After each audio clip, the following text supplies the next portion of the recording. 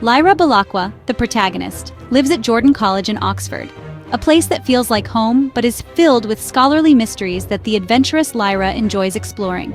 She spends her time running wild with her friend Roger, the kitchen boy, and other local children, engaging in elaborate street games and acting out battles. However, beneath this innocent world, secrets swirl around her. Jordan College is one of the ancient institutions of her world, one which protects knowledge that may be dangerous or forbidden. Lyra, without knowing it, is central to this world of secrets. She was placed there under the guardianship of the scholars by her uncle, Lord Asriel, a powerful and enigmatic figure. Lyra does not know much about her family history, and for a long time she believes Lord Asriel is simply her distant, cold uncle. One day, as she sneaks into the college's retiring room, a room normally forbidden to all but the most senior scholars, she overhears a conversation between the master of Jordan College and Lord Asriel. Asriel is showing the scholars a series of mysterious images, including one of dust, a particle that the church considers heretical because it is linked to original sin.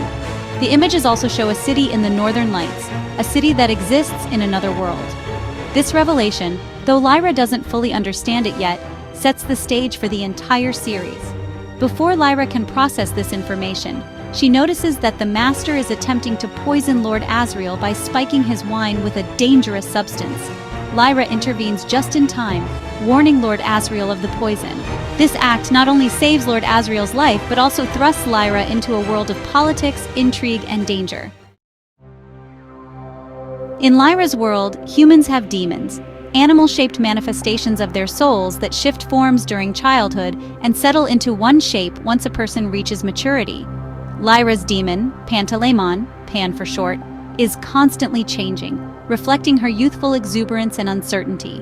Pantalaimon serves as Lyra's closest companion, and the bond between human and demon is deeply sacred. After the poisoning attempt, Lord Asriel leaves for the north to continue his research on dust. Meanwhile, the master of Jordan College gives Lyra an alethiometer, a truth-telling device resembling a golden compass. The alethiometer is capable of answering any question posed to it, but reading its answers requires skill and intuition. The master tells Lyra to keep the device hidden from everyone, especially Mrs. Coulter, a woman who will soon enter Lyra's life. Not long after Lord Asriel's departure, Mrs. Coulter, a beautiful and sophisticated woman, arrives at Jordan College. She is described as mesmerizing, with a golden monkey demon that is just as striking as she is. Mrs. Coulter takes an immediate interest in Lyra, offering to take her away from Jordan College and act as her guardian. Lyra, who is entranced by Mrs. Coulter's elegance and charm, readily agrees. At first, Lyra is thrilled by her new life with Mrs. Coulter. They attend high society parties where Lyra meets important figures from the magisterium, the powerful church that governs much of the world, and hears tales of explorers and adventurers in the north. Mrs. Coulter promises that she will take Lyra to the north as part of an expedition, something that excites Lyra deeply. However, Lyra soon begins to notice unsettling aspects of Mrs. Coulter's behavior. Mrs. Coulter's golden monkey demon is aggressive and cruel, frequently acting in ways that make Lyra uncomfortable. Mrs. Coulter also exhibits controlling tendencies, forbidding Lyra from asking too many questions and insisting that she stay obedient. The final straw comes when Lyra discovers that Mrs. Coulter is involved with the General Oblation Board, better known as the Gobblers, a secret organization responsible for kidnapping children, including her friend Roger. Realizing the danger she's in, Lyra escapes from Mrs. Coulter's home with the alethiometer and runs into the arms of the Gyptians, a group of water-dwelling nomads. The Gyptians are also searching for the missing children and welcome Lyra into their fold, particularly because they know of her noble birth. Under the leadership of John Faa and Farder Coram, the Gyptians organize a rescue mission to the north. They are determined to find the kidnapped children and bring them home. Along the way, they reveal to Lyra more about her true identity. She is the daughter of Lord Asriel and Mrs. Coulter, a revelation that shocks Lyra to her core.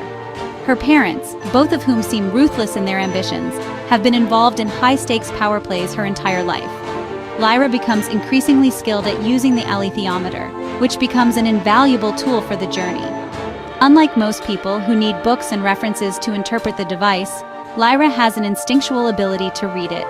This skill sets her apart as someone with a greater destiny than even she realizes. The Egyptians take Lyra on a perilous journey toward the north, where they know the Gobblers are operating. Along the way, they meet key allies, including Iorek Burnison, an exiled armored bear who becomes a loyal companion to Lyra, and Lee Scoresby, a Texan aeronaut who offers his airship to assist in the quest. Iorek is a tragic figure, having lost his armor and his sense of purpose, but Lyra helps him regain his armor, and he in turn swears loyalty to her. The journey eventually leads the group to Bolvangar, the secret facility where the General Oblation Board is conducting experiments on children. The Gobblers are separating children from their demons in a process called intercision. This process, Lyra learns, is incredibly painful and leaves children lifeless and without their essential selves. The Church, which controls much of the world, supports this because they believe dust is connected to original sin, and by cutting children off from their demons, they hope to prevent the accumulation of dust. Lyra infiltrates Bolvangar and narrowly escapes intercision herself. In a heart-pounding scene, she and Pantalaimon are nearly separated, but they manage to escape with the help of the alethiometer and the friends they've made along the way. Lyra leads a rebellion among the captive children, helping them escape and reunite with their demons. In a final battle at Bolvangar, Iorek, Lee, and the Egyptians arrive to rescue the children and destroy the facility.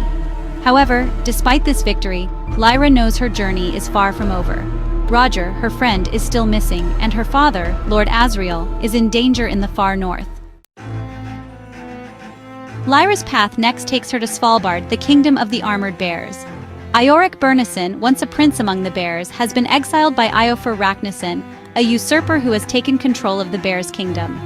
Iofur is obsessed with becoming human and desires a demon of his own, something no bear can have.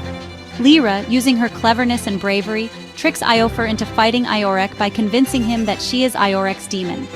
The deception works, and in a dramatic, brutal duel, Iorek defeats Iofur and reclaims his throne.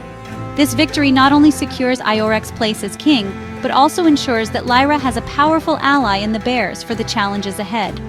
Throughout these adventures, Lyra learns more about the prophecies surrounding her. Serafina Pakala, a witch queen who aids the Egyptians, hints that Lyra's destiny is far greater than anyone realizes. She is somehow connected to the fate of not just her world, but multiple worlds. In the final act of the novel, Lyra reaches her father, Lord Asriel, who is imprisoned in Svalbard. However, instead of welcoming her with open arms, Asriel reveals his true, horrifying plans. He intends to use dust to create a bridge to another universe, but to do so, he needs an enormous amount of energy that can only be produced by severing a child from their demon. In a shocking and tragic turn of events, Lord Asriel sacrifices Roger to achieve his goal. The bond between Roger and his demon is severed, killing him and releasing the energy needed to create the bridge to another world. Lyra is devastated by the loss of her friend, but she now understands that she must continue Lord Asriel's mission, not to follow in his footsteps, but to stop the forces that threaten her world. The novel ends with Lyra and Pantalaimon crossing the bridge into the unknown, determined to uncover the truth about dust and fulfill the destiny that has been laid out for her. Please like and subscribe to Bedtime Stories in 10 minutes.